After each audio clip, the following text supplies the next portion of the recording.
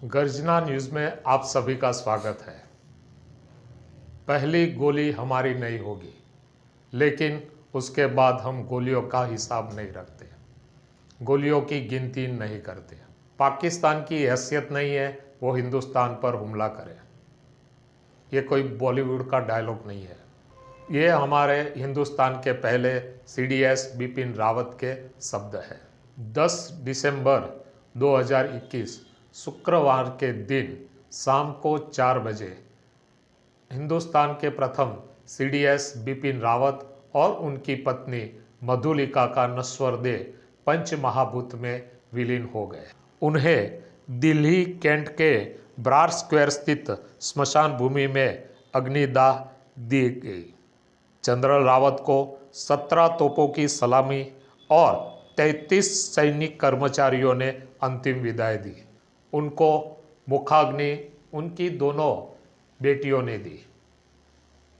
हर हमेश पत्नी के साथ रहने वाले सीडीएस बिपिन रावत की मौत भी उनके साथ ही हुई।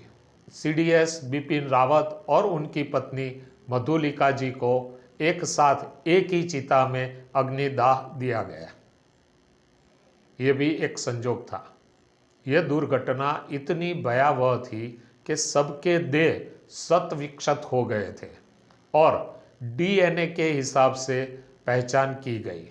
बिपिन रावत का 2015 में भी हेलीकॉप्टर क्रैश हुआ था, लेकिन वह सही सलामत सामान्य इजाओं के साथ बाहर आ गए थे, लेकिन तब वो सीडीएस नहीं थे।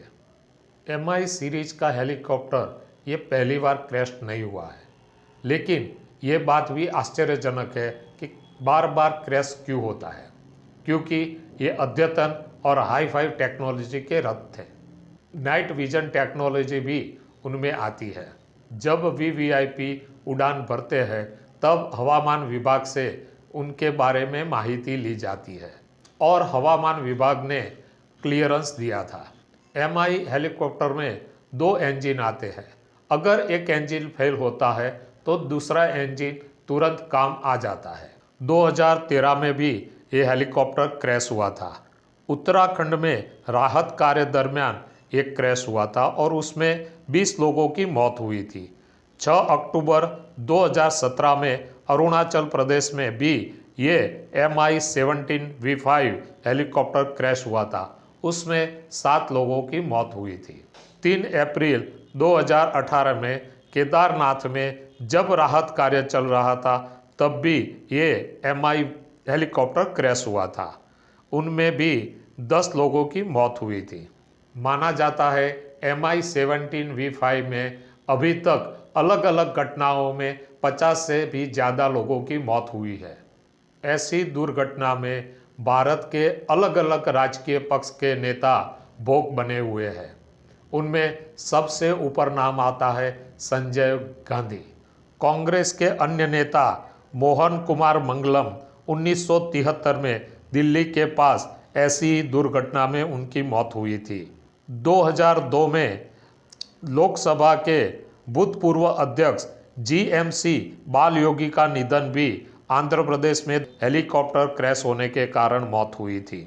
हरियाणा के तत्कालीन वित्त मंत्री ओपी जिंदाल की मृत्यु भी ऐसे ही हुई थी। 2005 में सहारनपुर हेलीकॉप्टर क्रैश में पंजाब के राज्यपाल सुरेंद्र नाथ, अरुणाचल प्रदेश के शिक्षा मंत्री नाटुंगा की मौत भी हेलीकॉप्टर क्रैश से हुई थी। 2001 में कांग्रेस के वरिष्ठ नेता माधवराव सिंधिया की मृत्यु भी ऐसी ही दुर्घटना में हुई थी।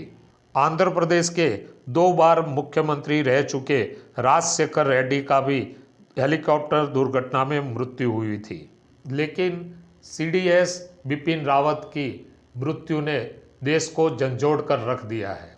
कभी भी किसी सैन्य अधिकारियों की मौत के पीछे ऐसा जन सैलाब या भावनाओं दिखाई नहीं दी थी, क्योंकि बिपिन रावत की पर्सनालिटी भी ऐसी थी कि लोग, खास करके वह युवाओं में बहुत ही लोकप्रिय थे, क्योंकि जो निर्णय उन्होंने लिया, जैसे चीन को चीन की भाषा में जवाब देना, पाकिस्तान पर एयर स्ट्राइक करना और भारतीय सैन्य मिलिट्री और लश्कर को अत्याधुनिक टेक्नोलॉजी के साथ सज्ज करना, भारत के वड़ा प्रधान, गृह मंत्री और रक्षा मंत्री के साथ उनका अच्छा रेपो था, इसीलिए ये कार्य करने में उनको देरी नहीं लगती थी।